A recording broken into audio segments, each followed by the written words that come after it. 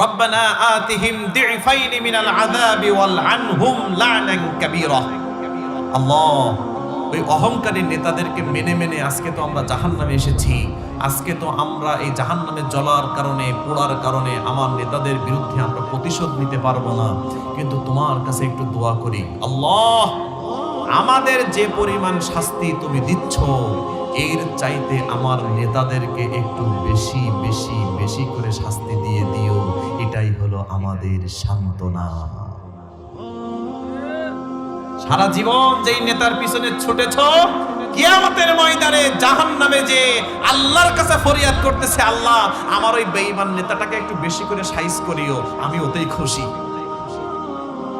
এখন নেতাও চলে গেছে, কর্মীও, অহংকারী নেতাও জাহান্নামে, কর্মীও জাহান্নামে।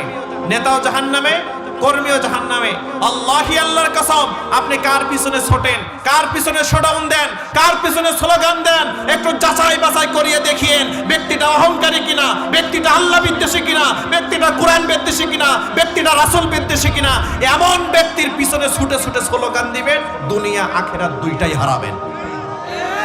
দুনিয়ায় বাড়িতে থাকতে পারবেন না, আর আখিরাতে যেয়ে জাহান্নামে থাকতে হবে, জান্নাত পাবেন না।